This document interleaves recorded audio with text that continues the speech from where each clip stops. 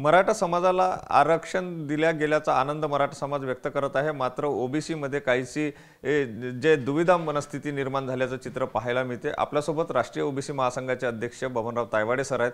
Sir, काय सांगाल, ज्याप्रमाणे ओबीसी मधून आरक्षण दिलं गेलेलं नाही, धक्का लागला नाही असं तुम्ही म्हणता, परंतु शेंडगे म्हणतात आहे की ओबीसी मधून आरक्षण दिलं, भुजबळ सुद्धा नाराज असल्याचं पाहिलं। नाही, आता कसं आहे की हे प्रत्येकाचं वैयक्तिक मत असू शकते, परंतु मी जो अभ्यास केलेला आहे आणि त्या अभ्यासावरून मी जे निष्कर्ष काढलेला आहे त्यामध्ये मी आतापर्यंत जे वारंवार बोलत आलेलो आहो की ज्या 54 लाख 57 लाख नोंदी सापडल्या असं वारंवार बोलल्या जातं। या 54 किंवा 57 लाख नोंदीमध्ये 99.5 किंवा त्यापेक्षाही जास्त ह्या जुन्याच नोंदी आहे आणि त्याच्यामुळे त्याच्यातनं नवीन काही झालं आणि नवीन लोक आतमध्ये आले असं म्हणता येणार नाही। उदाहरणार्थ आपण जर घेतलं तर आमच्या नागपूर विभागामध्ये एकूण 9,42,000 नोंदी सापडल्या।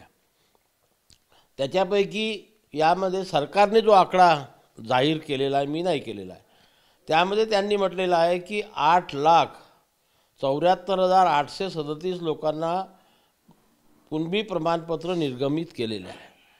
आता हे 8,74,837 हे जुनेच प्रमाणपत्र आहे।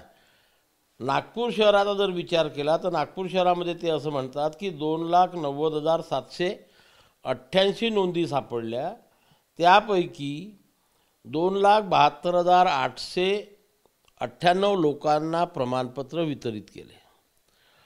जिल्हाधिकारी कार्यालयामध्ये जर माहिती घेतली नागपूरच्या, तर या आंदोलनादरम्यान फक्त एक प्रमाणपत्र निर्गमित केलं आणि मला वाटतं ते जुनंच आहे, नवीन नाही। म्हणजे ह्या ज्या नोंदी आहे की 1967च्या पूर्वी महसुली किंवा शैक्षणिक कागदपत्रामध्ये ज्यांच्या दस्तऐवजावर कुणबी किंवा मराठा कुणबी मराठ्याची नोंद होती, त्या लोकांनी आम्हाला 1994 पासून आरक्षण झालं, लागू झालं।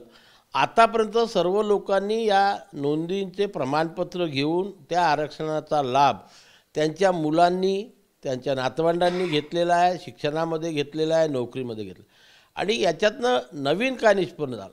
म्हणून आमच्या ओबीसीच्या आरक्षणाला कुठेही धक्का लागलेला नाही, या मतावर मी ठाम आहे। सर, तुम्ही या मतावर ठाम आहे, परंतु ओबीसीचे इतर नेते जे आहे, प्रकाश अण्णा शेडगे म्हणाले की ओबीसीच्या आरक्षणाला धक्का लावला सरकारने। दुसरीकडे नारायण राणेंनी सुद्धा ट्विट केलेलं आहे, नारायण राणे म्हणतात आहे की सरकारचा निर्णय योग्य नाही आहे। त्याचप्रमाणे भुजबळांनी ओबीसी नेत्यांचे एक बैठक बोलावली। नाही, बैठक मी सांगितलं ना की याच्यामध्ये मतांतरे असू शकतात, परंतु शासनाने जी काही अधिकृत आकडेवारी जाहीर केलेली आहे किंवा कालसुद्धा जे एक राजपत्र काढून ते सूचना मागवण्याचा प्रयत्न त्यांनी केलेला आहे, त्याच्यामध्ये सगळे सोयरे याची जी व्याख्या केलेली आहे, ती व्याख्या आज जी व्याख्या अस्तित्वात आहे तीच आहे। त्याच्यामध्ये नवीन काहीच ॲड केलेलं नाही आहे की ज्यांच्या आजोबा पंजोबा यांच्या काका पुतणे भावाकरता अशा प्रकारे महत्त्वाचा शब्द वापरलेला आहे, पितृसत्ताक पद्धतीतील सगळे सोयरे व तसे नातेवाईक। हा नियम आजही अस्तित्वात आहे, नव्याने त्याच्यामध्ये काहीतरी हे करून काही केलेलं नाही आहे। त्याच्यामुळे आणि लग्नासंबंधात सुद्धा त्यांनी शब्दप्रयोग वापरला आहे की सजातीय विवाह।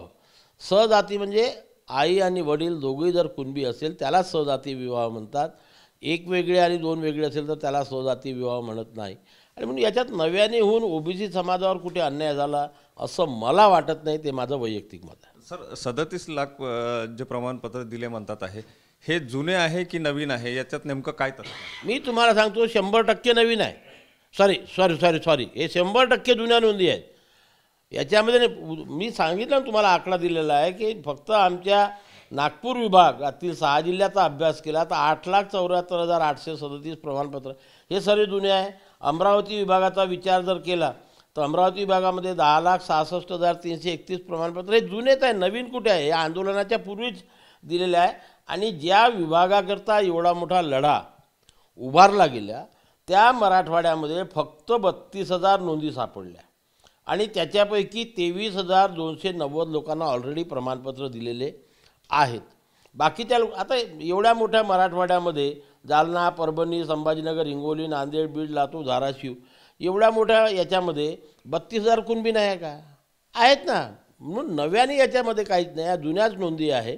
आणि मग याचे सरकारने जी आकडेवारी डिक्लेअर केली त्यापैकी तिथल्याही 10,000 लोकांनी अजूनपर्यंत प्रमाणपत्र घेतलेले नाही आहे.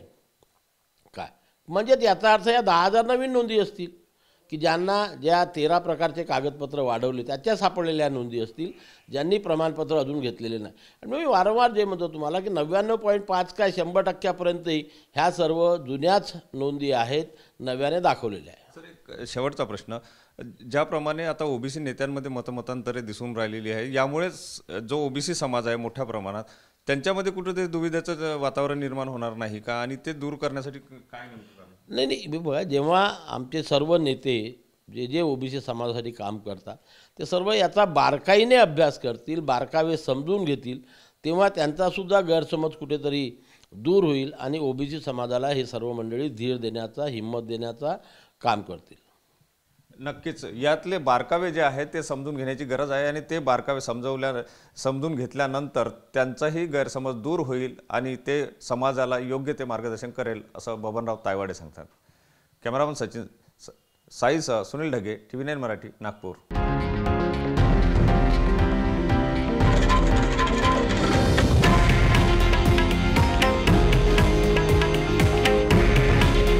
हे आहे देशातील नंबर 1 न्यूज नेटवर्क आणि आपण पाहत आहात TV9 मराठी. काळजी तुमची, हित महाराष्ट्राचं.